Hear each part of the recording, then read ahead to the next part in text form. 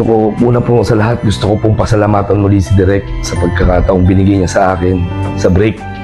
Maraming salamat po muli dahil yun po ang pagtanaw ko ng utang na loob.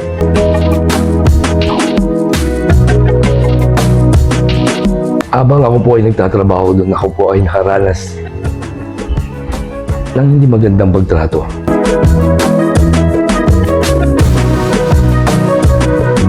Pero nung dumating yung punto na umaabot na ako sila doon bago matapos ang aking karakter sa Batang Quiapo. Ako po ay nakaranas ng hindi magandang pagtrato. Diyan yung namura, nasisigawan, natulak.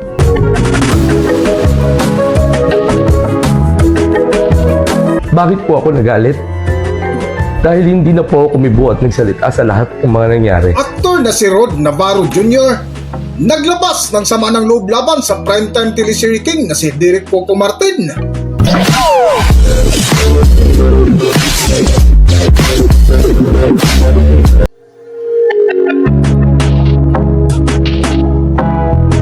Welcome back to Philippine Celebrity Broadcast.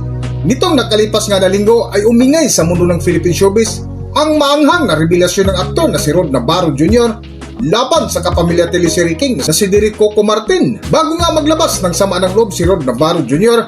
ay pinasalamatan niya muna ng husto si Derek Coco matapos mabigyan ng break sa nasabing teleserye na pinagbibidahan ni Derek Coco Martin na FPJ Batang Quiapo. Gusto ko, una po sa lahat, gusto ko pong pasalamatan muli si Direk sa pagkakataong binigay niya sa akin sa break. Maraming salamat po muli dahil yun po ang pagtanaw ko ng utang na loob. Oo, lumapit ako sa inyo. Umuulan sa isang shooting. Totoo yan, totoo po lahat yan. Ako po ay lumapit, humingi ng tulong, nagmakaawa.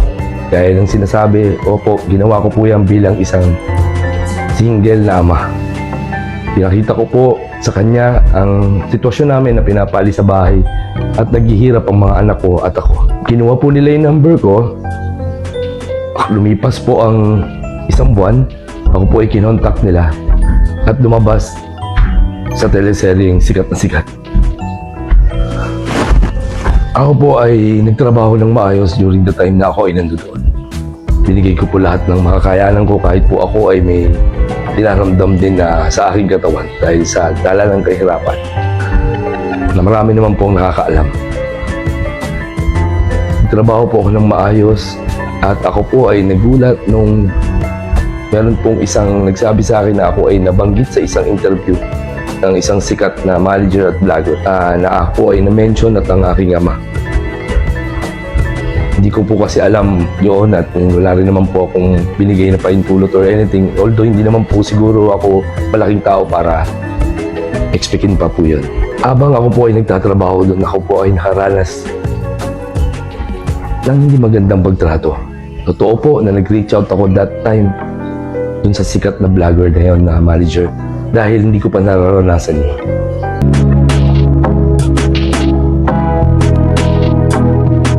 Sa patuloy nga ng pahayag ng aktor na si Rod Navarro Jr. ay inakusan niya si Derek Coco Martin ng hindi patas na pagtrato mula sa set ng primetime teleserye FPJ's Batang Quiapo na di umano'y nagdulot sa kanya ng pagbaba ng kumpiyansa hanggang sa tuluyan na nagtapos ang kanyang karakter sa nasabing teleserye. Pero nung dumating yung punto na umaabot na ako sila doon bago matapos ang aking karakter sa Batang Quiapo.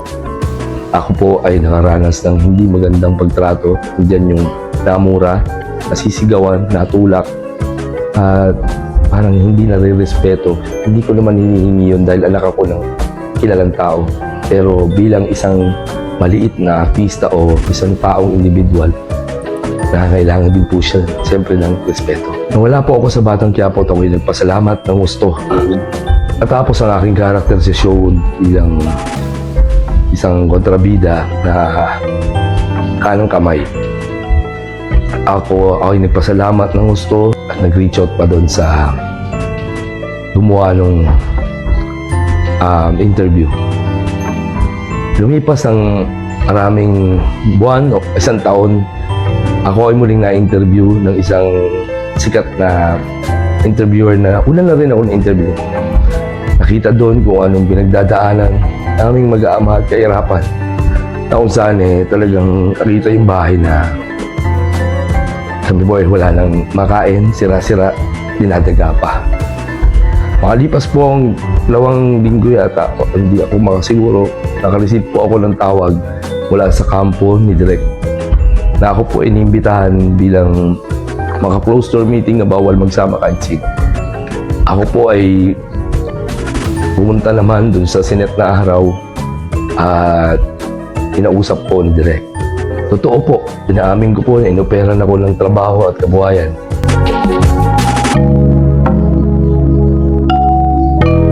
Dugtungan ang kwento ni Rod Navarro Jr. na minsan ay ipinatawag ito ni Direk Coco Martin para alukin ng panibagong trabaho at bigyan ng puhunan para sa panibagong panimula, ngunit ito ang kanyang emosyonal na paliwanag. Kwento ko po sa inyo ang pagkakasabi sa akin na huwag mong asahan ang pagiging artista mo dahil hindi lahat may talento, gaya ko. Kamaniwalang may talent ka. Ngayon, ibabalik kita dito sa show na to pero hindi na bilang artista, bilang marshal, bantayan mo yung mga artista. Pero, isang pagkakamali mo lang, meron lang akong marinig sa'yo na ikaw mayabang, madaldal, o kahit na isang pagkakamali lang.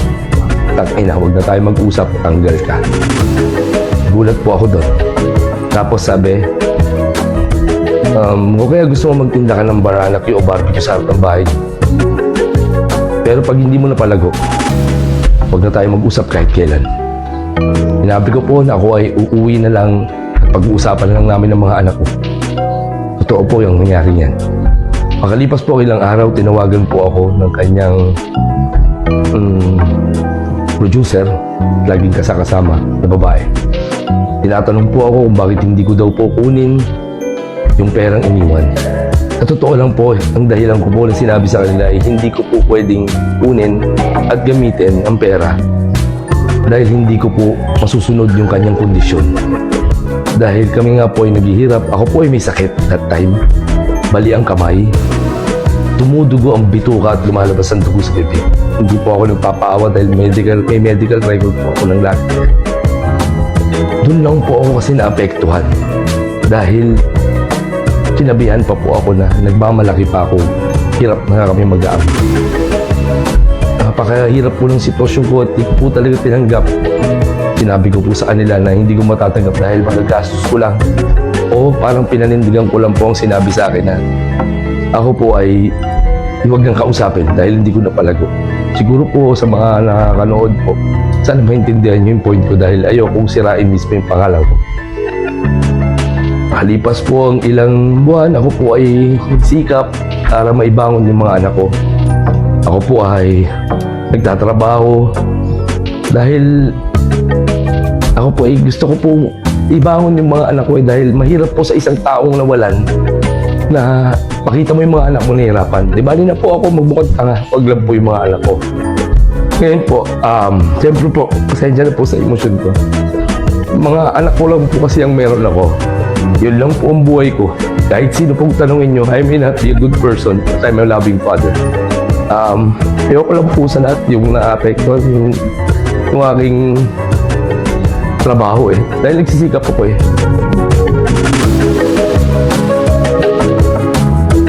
Sa dulo nga nagpahayag ni Rod Navarro Jr. ay dito na niya binanggit ang pinagmulan ng kanyang sama ng loob nang minsan hindi na ito nagsalita sa mga nangyari ukol sa kanyang pinagdaanan sa likod ng kwento sa nasabing teleserye.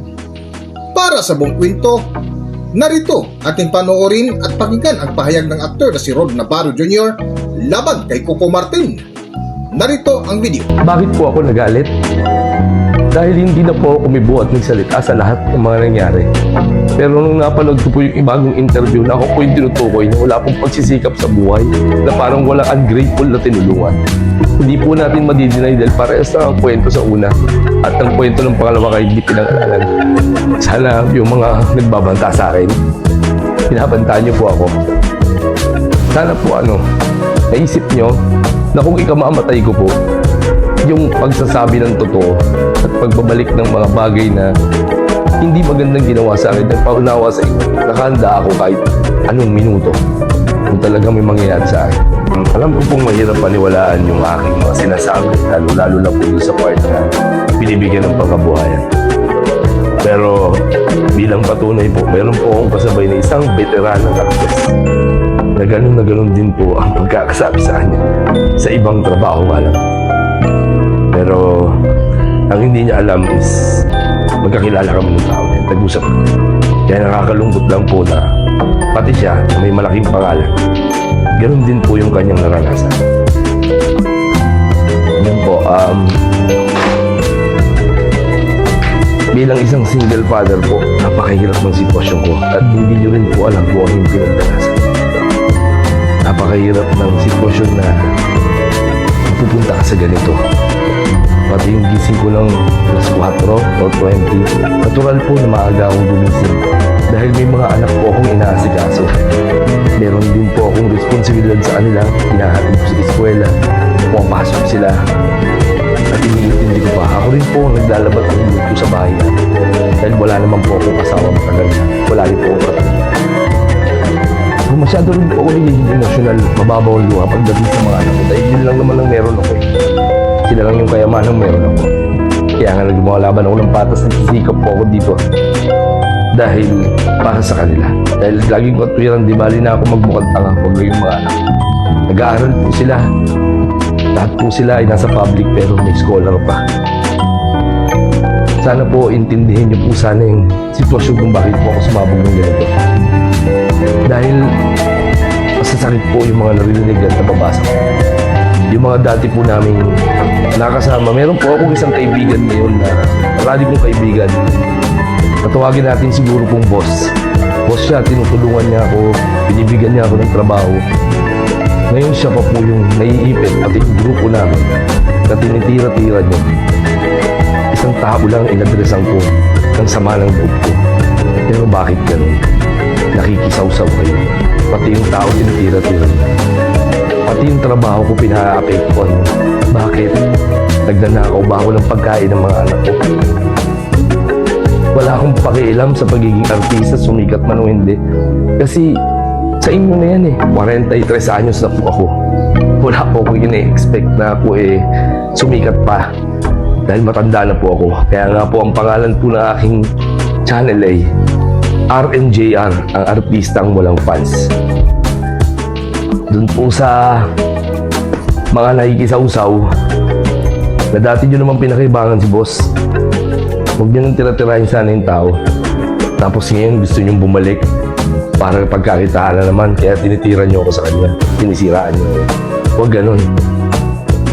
Kasamaan nyo ang binira ko, hindi kayo. Kaya wala kayong karapatan magpupuputak. Sa lahat po na nag-judge sa akin na adik ako, kung may makakapagpatunay ni isa po na ako ay nagdroga, handa po ako magpakulong. Hamon ko po yan dito sa buong Pilipinas o sa ibang bansa pa. Never ko pong natry ang drugs. Pumayat, opo, pumayat, nagbukang adik dahil sa pagkakasakit. At kumpleto po ako ng medical record. Dapat po bago tayo nagsasalita, iniisip po muna natin ang nararamdaman ng ating kapwa bago tayo musga. Sino ba po ako, napakaliit na artista? Rod Navarro Jr. lang po para bumangga sa isang tonetoneladang bida na kinikilala. Tandaan nyo, namatay at namatay ang tatay ko kahit junior ako. Wala akong binana. Pero, tandaan nyo to, prinsipyo lang ang minana ko sa tatay ko, hindi nyo kayang nakawin to. Kaya sa mga nanonood po nito, sa mga tumitingin po ng istorya, ito po ang katotohanan dahil alam ko maliit na tao lang ako, maliit na artista lang ako. Kapag ako nagsinungaling, sa laki ng binangga ko, kulong ang aabutin ko at mapapabayaan ko mga anak ko. Hindi po ako maglalakas ng loob, hindi po ba yung totoo ang karanasan. Kaya sa lahat po dyan, babash, ay isimpatya at yung mga nagdidetect sa akin. Ay katotohanan, kayabangan, o kasi sinungaling yung sinasabi ko, kayo na pong bahalang humusga. Hanggang dito na lang muna ang ating video at kung nagustuhan nyo, huwag kalimutan mag-subscribe at pindutin nyo na rin ang notification bell para ma-notify kayo sa ating susunod na video. Maraming salamat!